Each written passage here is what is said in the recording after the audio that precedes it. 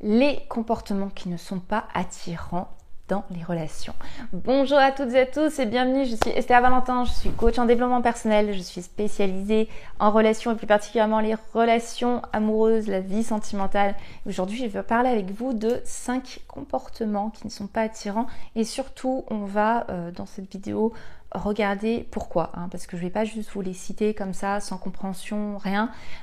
Le principe pour intégrer quelque chose, c'est de comprendre, c'est de vraiment comprendre l'idée, comprendre le sens, comprendre la logique. C'est comme ça que je fonctionne, ok?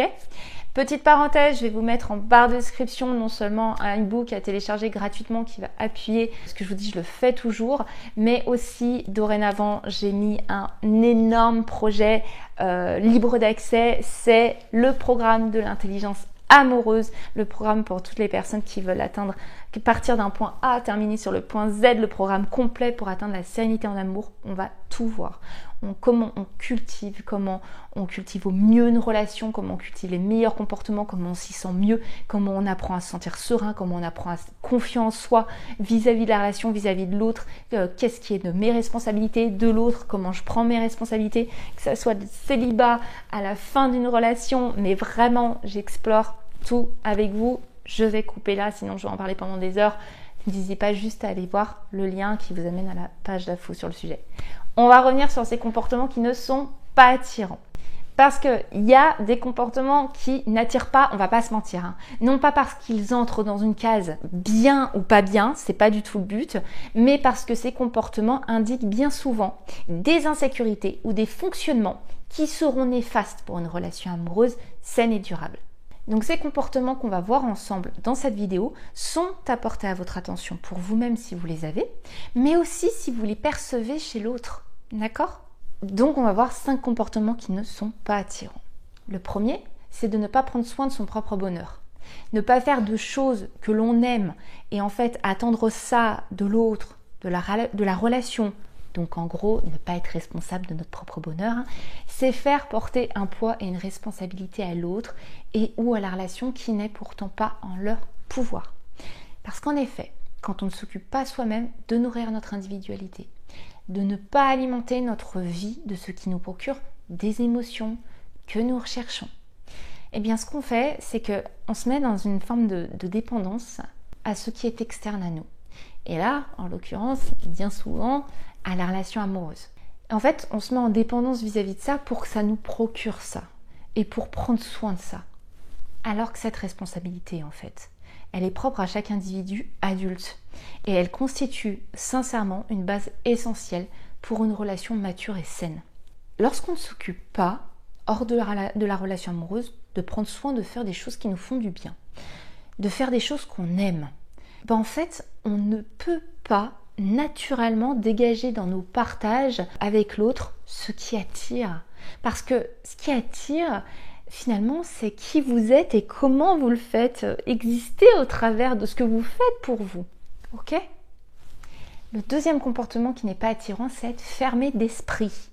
C'est-à-dire croire uniquement en notre vision unique. Penser que notre vision des choses, c'est la pure réalité et que tout le monde devrait penser comme nous parce que nous avons la vérité absolue, eh bien ça nous coupe complètement des autres. Ça nous prive de comprendre et de connecter avec l'autre. Parce qu'il faut comprendre que notre vision personnelle des choses, elle inclut tous nos filtres. Dans nos filtres, il y a aussi nos insécurités, il y a nos croyances. Et ça nous amène à déformer toutes les informations qui viennent de l'extérieur.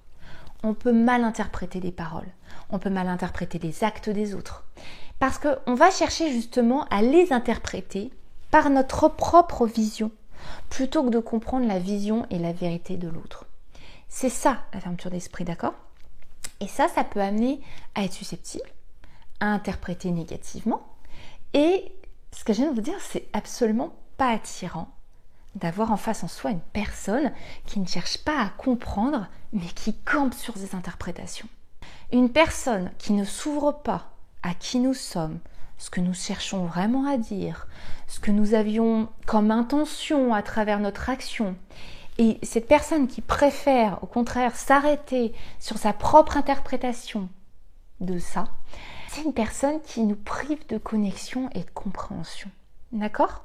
Et pourtant, c'est la compréhension, du moins l'envie de se comprendre et donc l'ouverture d'esprit qui va dégager une belle opportunité de construire une relation sereine, une relation saine, une relation durable.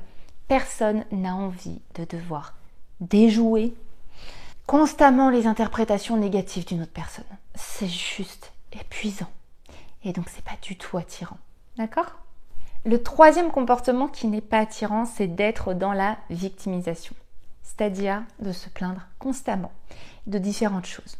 Ça peut arriver, ok? Mais de ne jamais rien tenter pour y surmonter ou y résoudre.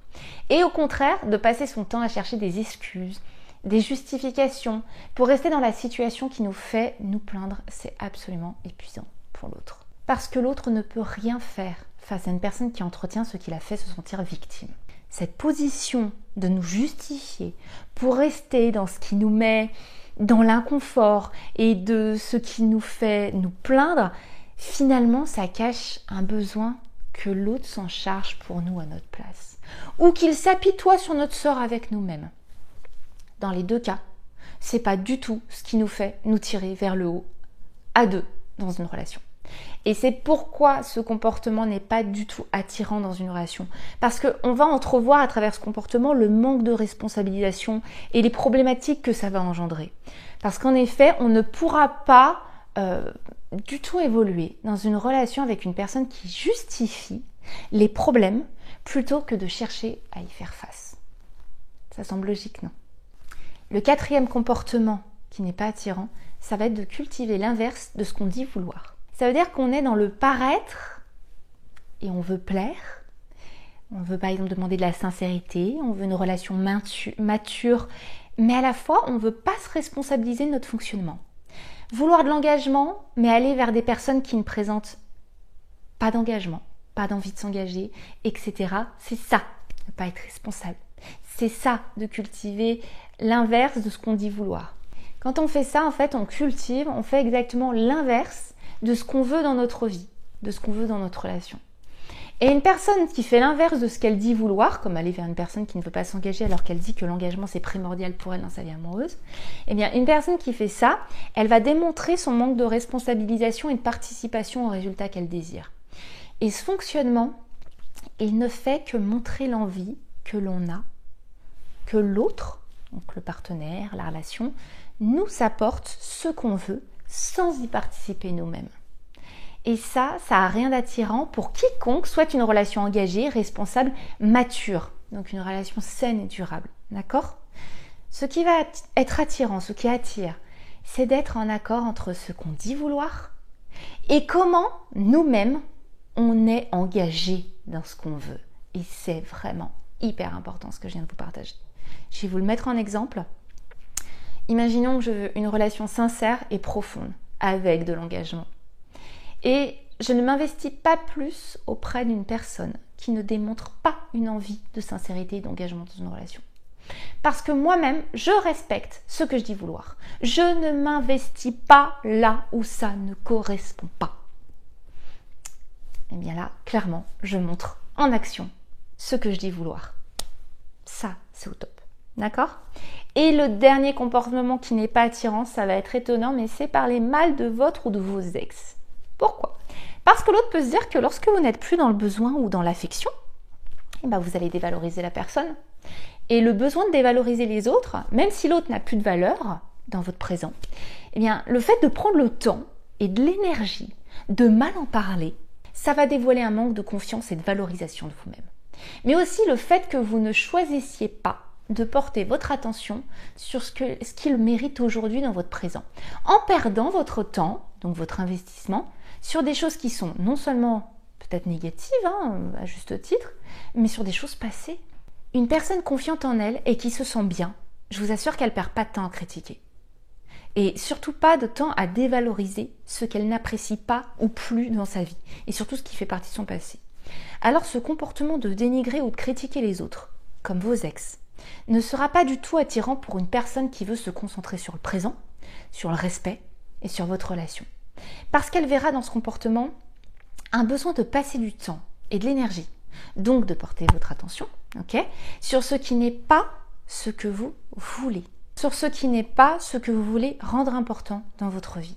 Ce qui est donc en fait un comportement très paradoxal.